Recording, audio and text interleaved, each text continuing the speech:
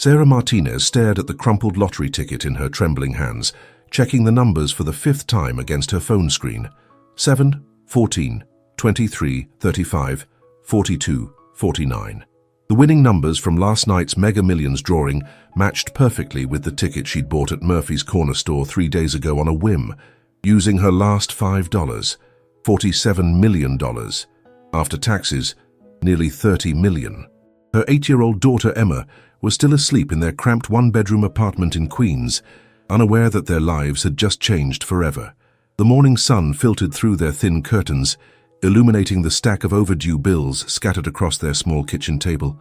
Electric company warnings, rent notices, Emma's school lunch fees, doctor bills from Emma's last checkup. Sarah's hands wouldn't stop shaking as she carefully folded the ticket and tucked it deep into her worn leather wallet. She'd been working double shifts at Miller's Diner for 8 months straight, barely scraping together enough money to keep them afloat since her messy divorce from Michael 2 years ago. He'd walked out on them with nothing but empty promises and excuses, quickly moving into a fancy Manhattan penthouse with his new girlfriend Rebecca, while Sarah struggled to keep their daughter fed, clothed, and housed in their deteriorating neighborhood. The bitter irony wasn't lost on her. For months, she'd swallowed her pride and avoided asking Michael for any help, watching helplessly as Emma wore shoes with holes in them and ate generic cereal for dinner while he posted Instagram stories from expensive restaurants and Broadway shows. Now she had more money than she'd ever dreamed possible, enough to buy anything they could ever want or need. But something deep and vindictive inside her wanted to see his face when she asked him for help one more time. Maybe it was petty revenge, maybe it was cruel manipulation, but after everything he'd put them through, after all the broken promises and the way he'd abandoned his own daughter without a second thought, Sarah felt he deserved to reveal his true character one final time. She wanted to see if the man who'd once stood at an altar, promising to love, honor, and protect them, would finally step up when his daughter truly needed him, or if he'd find yet another creative excuse to walk away from his responsibilities. She glanced at Emma's closed bedroom door and allowed herself a small smile. Very soon, everything would be completely different for them. But first, she had an important phone call to make and a performance to give. "Michael, it's Sarah. I'm sorry to wake you so early, but this is really important." Sarah kept her voice carefully controlled, adding just the right amount of exhaustion and worry to make it believable. "Sarah? Jesus, what time is it?" Michael's voice was thick with sleep and annoyance. She could hear rustling sheets in the background and Rebecca's muffled complaints about being woken up in their expensive Manhattan penthouse. "It's 8:30 in the morning. I know it's early, but I didn't know who else to call. It's about Emma." "What about Emma? Is she okay?" There was a slight shift in his tone, but Sarah detected more irritation than genuine concern. "No, she's not okay, Michael. She's been having severe stomach pains for the past week, and I finally took her to the emergency room last night. The doctors ran tests and—" Sarah paused dramatically, letting the silence build tension. "They found something concerning with her appendix. It's not immediately life-threatening, but she needs surgery within the next 2 weeks or it could rupture." The lie came surprisingly easily. Emma was perfectly healthy, sleeping peacefully in the next room without a care in the world, but Michael hadn't been to a single one of Emma's doctor appointments since their divorce, so he had no way of knowing the truth. "Surgery? Why didn't you call me sooner? How serious is this?" Michael sounded more awake now, but Sarah noticed he still hadn't asked to speak with Emma directly. "Because you haven't exactly made yourself available for these kinds of conversations over the past 2 years, Sarah replied, allowing genuine hurt and frustration to creep into her voice. "The insurance will cover most of the surgical costs, but there's a substantial deductible, plus post-operative care, medications, and I'll need to take time off work to stay with her during recovery. I need $5,000, Michael. Emma needs her father to help her." She held her breath, waiting for his response, knowing this single conversation would reveal everything she needed to know about the man she'd once loved enough to marry and have a child with. $5,000? Sarah, you know money's tight right now. Rebecca and I just closed on this apartment. The restaurant business has been really challenging lately, and we've got our own expenses to worry about. Sarah closed her eyes, feeling a familiar mixture of disappointment and vindication wash over her. "Your daughter needs surgery, Michael." Sarah's voice remained steady, but inside she felt the old familiar anger rising, the same anger that had sustained her through their divorce proceedings when he'd fought her on every penny of child support. "Look, I understand that, and I want to help, I really do. But $5,000 isn't something I can just pull out of thin air. Have you considered asking your parents for help? Or maybe there's a payment plan option with the hospital. Sarah felt her jaw clench. My parents are dead, Michael, you know that. They died in that car accident 3 years ago, remember? You were at their funeral. The awkward silence that followed spoke volumes. Even in a moment when his daughter supposedly needed emergency surgery, Michael was already looking for ways to shift the responsibility to someone else, just like he always had during their marriage. Right, I'm sorry. I forgot. His voice was distant now, distracted. Sarah could practically hear him mentally calculating how to get out of this obligation. Maybe you could take out a loan or ask your sister in California. Lisa has her own family to worry about, and I can't qualify for a loan with my credit score and income. Michael, this is your daughter we're talking about. She's 8 years old, she's scared, and she needs her father to step up. Don't guilt-trip me, Sarah. I'm doing the best I can here. Business has been really slow, and Rebecca's been talking about redecorating the apartment. We've got commitments too. Rebecca's apartment redecorating versus Emma's fictional surgery. Sarah almost laughed at the absurdity of his priorities, but she kept her voice controlled and desperate. So what am I supposed to tell Emma? That Daddy can't help because his girlfriend needs new furniture. That's not fair, and you know it. Look, maybe I can scrape together $1,000 by next week, but that's absolutely the best I can do right now. You'll have to figure out the rest somehow. $1,000 for his daughter's supposed emergency surgery. Sarah stared at the lottery ticket peeking out from her wallet and felt a cold satisfaction settling in her chest. This was exactly what she'd expected, but hearing it still stung with the fresh pain of betrayal. I'll try to figure something out, she said quietly. But Michael, I want you to remember this conversation. I want you to remember what you chose when your daughter needed you most. Sarah, don't be dramatic. It's not about choosing anything. It's about being realistic about what's financially possible right now. After she hung up, Sarah sat in the silence of her small kitchen, the weight of Michael's predictable selfishness settling around her like an old, familiar coat. 3 days later, Sarah sat across from Michael in an upscale Soho cafe, carefully observing his body language as she prepared to take their conversation to the next level. She'd used some of her precious savings to buy a new outfit, nothing too expensive, but something that would make her look appropriately desperate and overwhelmed. The lottery ticket remained safely hidden in her apartment, but she'd withdrawn $300 from her meager savings account to fund this elaborate charade. You look exhausted, Michael commented, though his tone suggested he was merely going through the motions of showing concern rather than feeling any genuine empathy. I haven't slept more than 2 hours at a time since we talked. Emma's been having pain episodes at night, and the doctors said that's a warning sign that we're running out of time. Sarah stirred her coffee slowly, letting the fabricated urgency hang heavy in the air between them. I had to call in sick to work again yesterday, which means less money coming in right when we need it most. Michael shifted uncomfortably in his chair, his expensive watch catching the afternoon sunlight streaming through the cafe windows. Sarah, I've been doing some thinking about what you said on the phone. $5,000 it's a significant amount of money. I know it is, but she's your daughter too, Michael. She didn't ask to be born, and she didn't ask for her parents to get divorced. She's just a scared little girl who needs medical help. Of course she's my daughter. Nobody's questioning that. He leaned forward slightly, lowering his voice as if discussing a business transaction. Look, I've talked this over with Rebecca extensively, and we've decided that we might be able to help you out. But we'd need to structure this as a loan, not a gift. Maybe you could pay us back $50 a month once Emma's recovered and you're back to working full shifts. Sarah stared at him in genuine disbelief. He wanted to loan money for his daughter's emergency surgery and charge his ex-wife interest payments. The audacity was breathtaking, even by Michael's standards. You want me to pay you back for helping Emma get the medical care she needs? It's not about wanting anything. It's about being responsible with our finances. Rebecca and I have worked hard to build our life together, and we can't just throw money around without thinking about the consequences.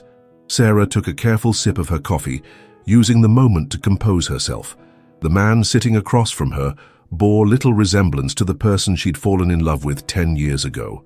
Let me make sure I understand this correctly, Sarah said, her voice dangerously quiet.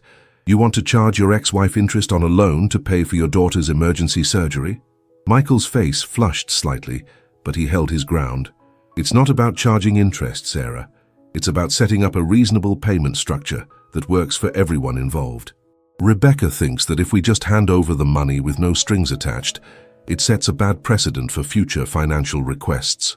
Rebecca thinks? Sarah felt her carefully maintained composure beginning to crack. Rebecca has an opinion about whether you should help your own daughter avoid a potentially life-threatening medical emergency. She's going to be my wife, Sarah. We make financial decisions together now, just like you and I used to do. And from a practical standpoint, she's right. If we don't establish boundaries, where does it end? Next month you might need money for something else, and then something else after that. Sarah stared at him across the small cafe table, truly seeing him clearly for perhaps the first time since their divorce. This wasn't just about money or even about Emma's fictional surgery. This was about a man who had completely abdicated his responsibilities as a father and was now trying to justify that abandonment with business speak and financial planning rhetoric. Michael, when you married me, you promised to put our family first. When Emma was born, you held her in the hospital and told me you'd never let anything bad happen to her. Do you remember any of that? Of course I remember, but that was before things got complicated. The divorce changed everything, Sarah. We're not a family unit anymore. We're co-parents with separate lives and separate financial obligations. Co-parents? Sarah almost laughed. When was the last time you saw Emma? When was the last time you called to ask how she's doing in school, or whether she made any new friends or if she's happy? Michael looked uncomfortable, glancing around the cafe as if hoping for an escape route. I've been busy with the restaurant. You know how demanding the food service industry can be. I'll have more time once we get through this rough patch. It's been 2 years, Michael. 2 years of rough patches and busy schedules and reasons why you can't be bothered to show up for your daughter's life. And now, when she supposedly needs emergency surgery, you want to treat it like a business loan. The silence stretched between them, filled with the ambient noise of other cafe patrons living their presumably normal lives, unburdened by the kind of moral bankruptcy Sarah was witnessing across her table. I'll give you $1,000, Michael said finally. No interest, no payment plan, but that's absolutely the most I can do right now. Sarah looked at Michael's face and saw a stranger. The man who had once promised to love and protect their family was offering $1,000 for his daughter's supposed life-saving surgery, while sitting in a cafe that probably charged $50 for lunch. $1,000? She repeated the amount slowly, letting it hang in the air between them. For Emma's surgery. It's not nothing, Sarah. I know it doesn't cover everything, but it's what I can responsibly contribute right now without putting my own financial stability at risk. His own financial stability. Sarah noticed he hadn't said our financial stability, referring to himself and Rebecca as a unit that didn't include Emma. His daughter had become someone else's problem, a financial burden from his past life that he was willing to address with minimal contribution and maximum self-preservation. What should I tell Emma when she asks why Daddy can only help a little bit? Sarah asked quietly. Michael's jaw tightened with irritation. You don't need to tell her anything about the money. Kids don't need to know the details of financial arrangements between divorced parents. Just tell her that Daddy loves her and wants her to get better. But you don't love her enough to sacrifice anything meaningful to help her get better. That's not fair, Sarah. Love isn't measured in dollar amounts. I can love Emma without bankrupting myself to prove it. Sarah felt something cold and final settle in her chest. This conversation had revealed everything she needed to know about Michael's character, his priorities, and his commitment to their daughter. The lottery ticket in her wallet suddenly felt like the universe's way of ensuring that Emma would never need to depend on a father who saw her as a line item in his budget. You're right, she said, standing up from the table. Love isn't measured in dollar amounts, but responsibility is. And your responsibility to Emma isn't something you can outsource to your girlfriend's financial planning preferences. Michael looked up at her with a mixture of relief and annoyance, probably glad that the uncomfortable conversation was ending. So we're agreed then? $1,000 and you'll figure out the rest? Sarah picked up her purse and looked down at him one last time. We're agreed that I now know exactly who you are, Michael. And more importantly, Emma will grow up knowing who her father really is. She walked out of the cafe without looking back, her phone already buzzing with a text message from Rebecca. Hope everything went okay with the Emma situation. Can't wait to start looking at fabric samples for the living room renovation. Sarah deleted the message and kept walking toward the subway, toward her daughter, toward their future. Sarah found Emma exactly where she'd left her, curled up on their worn couch, coloring in her activity book while watching cartoons on their ancient television. The sight of her daughter, healthy and happy and completely unaware of the ugly truths about her father, filled Sarah with a fierce protective love that made her chest tight. "How was your meeting, Mummy?" Emma looked up with curious 8-year-old eyes. "It was educational," Sarah replied, sitting down beside her daughter and pulling her close. "Emma, sweetheart, how would you feel about moving somewhere new? Maybe somewhere with a bigger bedroom for you and a yard where you could play." Emma's eyes widened with excitement. "Really? We could afford that." Sarah reached into her wallet and carefully pulled out the lottery ticket, holding it between her fingers like the life-changing piece of paper it was. "Baby, I need to tell you something incredible. 3 days ago, I bought this lottery ticket with my last $5, and it turns out we won. We won a lot of money, enough money to buy a house anywhere we want, and to make sure you can go to any college you choose, and to never worry about bills or food or clothes ever again." Emma stared at the ticket, then at her mother, then back at the ticket. "We're rich. We're very comfortable," Sarah corrected gently. "But more importantly, we're free. We're free to live wherever we want, to choose our own adventure, to build whatever kind of life makes us happy. Why didn't you tell me before?" Sarah considered how to explain the complexity of what she'd just put Michael through, the test she'd needed him to fail before she could move forward with their new life. "Because I needed to make sure we were making decisions for the right reasons. I needed to understand some things about people we used to depend on, so I could make better choices about our future." Emma was quiet for a moment, processing this information with the serious concentration that children bring to life-changing news. "Does this mean Daddy will want to spend more time with us now?" The question pierced Sarah's heart. Even after everything, Emma still hoped for her father's love and attention. "No, sweetheart. Daddy doesn't know about our good fortune, and I don't think we're going to tell him. This is our secret, our fresh start. We're going to build a life that's just for us." Emma nodded solemnly, then brightened. "Can we get a dog?" Sarah laughed, feeling lighter than she had in years. "We can get whatever kind of dog you want. We can get 2 dogs if you want. And a big house with a swimming pool, if that's what makes you happy." Emma threw her arms around her mother's neck. "I love you, Mommy. You're the best parent in the whole world." 2 weeks later, Sarah walked into Miller's diner for her final shift, carrying a sealed envelope containing her resignation letter and a generous tip for each of her co-workers.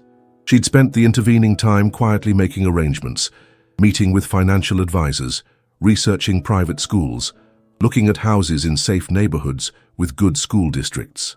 "You seem different today," observed Rita, the veteran waitress who'd become something of a mentor during Sarah's months of struggling to make ends meet. "Lighter somehow." "I got some good news about our living situation," Sarah replied carefully. She'd decided to keep the lottery win private until she and Emma were safely established in their new life, away from anyone who might suddenly develop an interest in their good fortune. "That's wonderful, honey. You've been working yourself to death trying to keep that little girl of yours housed and fed. It's about time something good happened for you." Sarah's phone buzzed with a text from Michael. "Hey, how's Emma doing? The surgery went okay?" She stared at the message for a long moment. In the 2 weeks since their cafe meeting, he hadn't called once to check on his supposedly sick daughter. Now, probably prompted by guilt or Rebecca's nagging, he was making a token gesture of parental concern. She typed back, "Emma's doing much better. We're handling everything on our own now." His response came quickly. "Great. I told you everything would work out. Let me know if you need that $1,000 I promised." Sarah deleted the conversation thread without responding. Michael had revealed his true character, and now she could move forward with complete clarity about what kind of relationship Emma would have with her father. Essentially, none at all. During her lunch break, Sarah drove to the elementary school Emma currently attended and quietly withdrew her from enrollment. The principal, Mrs. Henderson, was sorry to see them go. "Emma's such a bright child. I hope her new school appreciates what a special student they're getting." "I think they will," Sarah replied. "We're moving somewhere that will give her more opportunities." That evening, Sarah and Emma sat on the floor of their small apartment, surrounded by moving boxes and real estate brochures, planning their escape from the life that had been squeezing them smaller and smaller for the past 2 years. "I like this one," Emma said, pointing to a picture of a colonial-style house in Westchester County. "It has a big yard and the bedrooms are huge. That's a good choice. It's in an excellent school district, too." Emma looked up from the brochures. "Mummy, will we tell anyone about the money?" Sarah considered the question carefully. "Eventually we might tell Aunt Lisa in California, but for now, it's our secret. Sometimes when people know you have money, they treat you differently, and not always in good ways." 3 months later, Sarah stood in the kitchen of their new 4-bedroom colonial home in Scarsdale, watching Emma play in their backyard with their new golden retriever puppy, Charlie. The morning sun streamed through custom windows that actually kept the cold out, illuminating granite countertops and stainless steel appliances that Sarah had never dreamed of owning. Emma had adapted to her new private school with remarkable resilience, making friends quickly and excelling in her advanced placement classes. Her teacher, Ms. Rodriguez, had called just last week to praise Emma's academic progress and social adjustment. "She's a remarkable child," Ms. Rodriguez had said. "So mature and grounded for her age. You've done an excellent job raising her." Sarah had accepted the compliment with quiet pride, knowing that Emma's strength came from having survived their difficult years with her spirit intact. The house phone rang, a landline they'd installed mostly for security purposes, since very few people had the number. "Sarah, it's Michael. I got your new number from... Well, it doesn't matter how I got it. We need to talk." Sarah felt her stomach tighten. She'd been expecting this call ever since their first month in the new house, when Emma had accidentally mentioned their move during one of Michael's rare phone calls. "What do you need, Michael?" "Don't play dumb with me.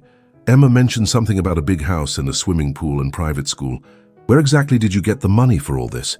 Sarah looked out at her daughter, who was teaching Charlie to sit and stay with the patient persistence that characterized everything Emma did. "I got a better job. Moved somewhere with more opportunities." "Bullshit. No job goes from waitressing to private school tuition overnight. Did you get married? Are you living with some rich guy who's paying for everything?"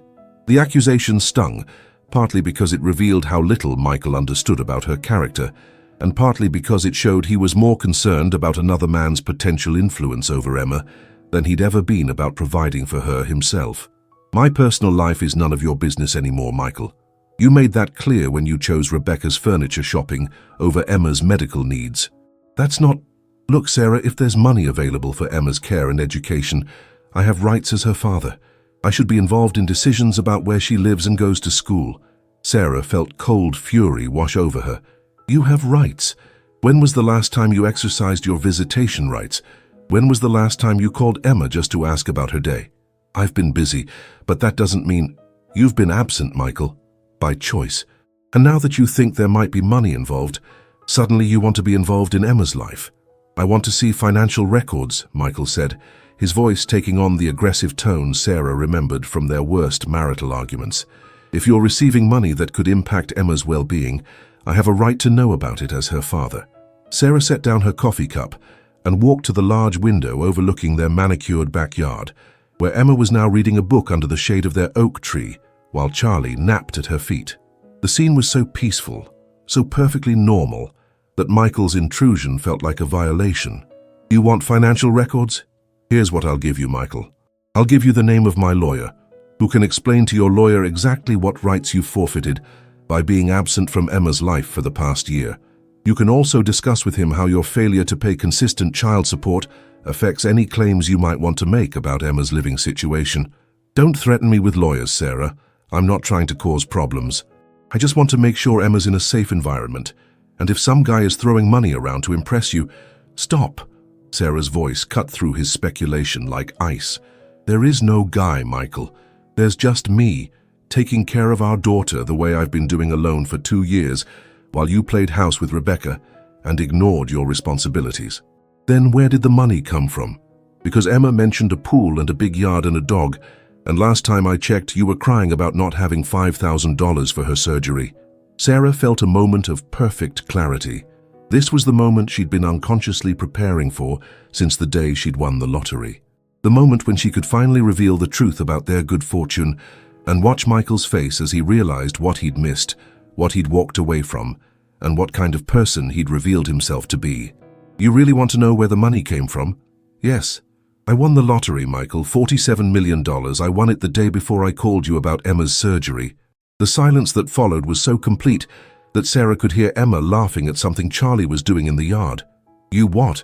I won the lottery, nearly $50 million, and when I called you, when I told you Emma needed surgery, I already had more money than you'll ever see in your lifetime, but I wanted to know what you would do. I wanted to see if the man who promised to love and protect our family would step up when his daughter needed him. You lied to me about Emma being sick. I tested you, Michael, and you failed. Spectacularly.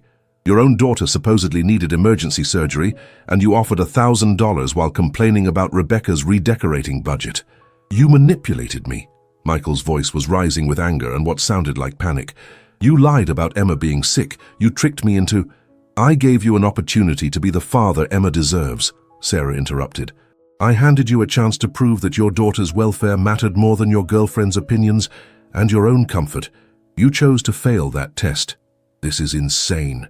You can't play games with people's emotions like this. I was worried sick about Emma. Sarah almost laughed at the transparent lie. You were worried? Is that why you didn't call for 2 weeks after our cafe meeting? Is that why you've seen Emma exactly 3 times in the past year? Your concern for her welfare is touching, Michael, but it's about 2 years too late. I have rights as her father, legal rights. You can't just move her across the state and change her school without consulting me. Actually, I can. Our divorce decree gives me primary physical custody with broad discretion about Emma's living arrangements, education, and medical care. You know this because you fought for those terms specifically so you wouldn't have to be involved in day-to-day decisions about her welfare.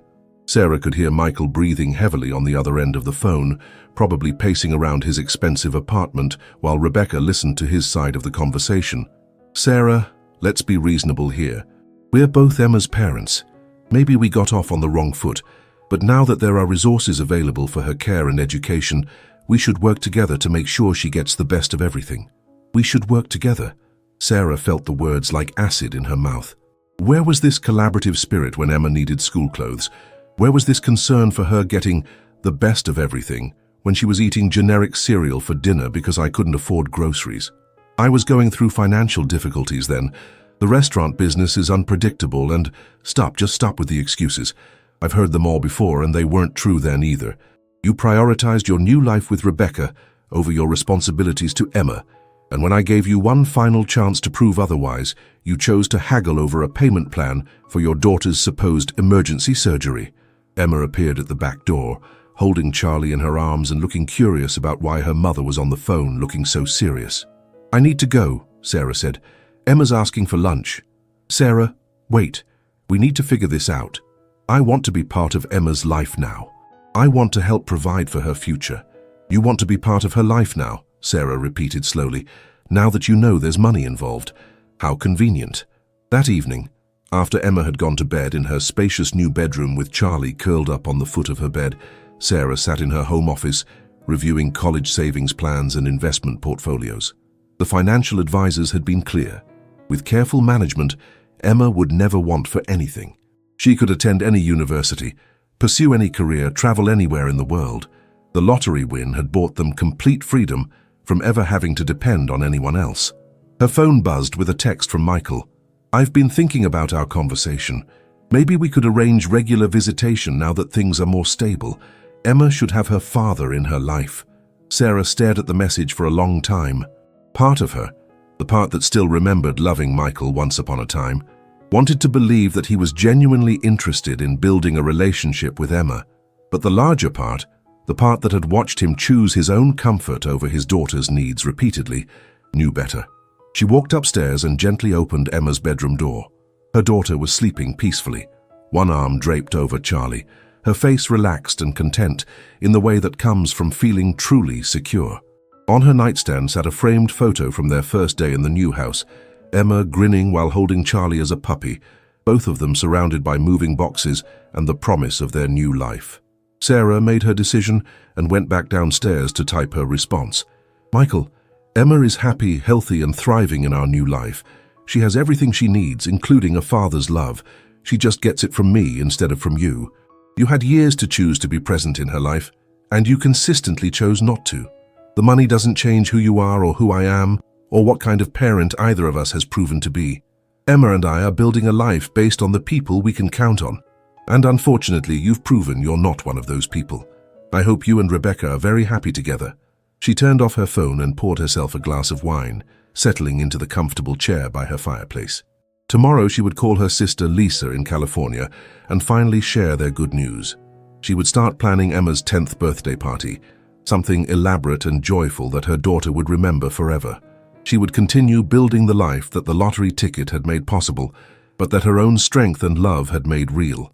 Outside, their neighborhood was quiet and safe, full of families who had chosen to prioritize their children's well-being above all else. Emma would grow up here knowing that she was loved unconditionally, protected fiercely, and supported completely by the one parent who had never wavered in putting her first. The lottery ticket was long gone, safely deposited and converted into their secure future. But the real prize, Sarah realized as she listened to Emma's gentle breathing upstairs, had never been the money at all. It had been the clarity to know who deserved their trust, their love and their loyalty, and the strength to build a life worthy of her extraordinary daughter.